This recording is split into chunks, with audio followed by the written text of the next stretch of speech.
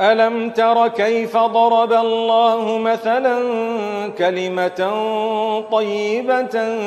كشجرة طيبة أصلها ثابت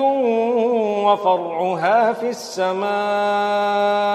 تؤتي أكلها كل حين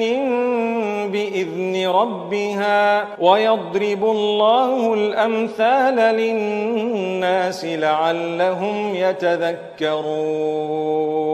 ومثل كلمة خبيثة كشجرة خبيثة اجتثت من فوق الأرض ما لها من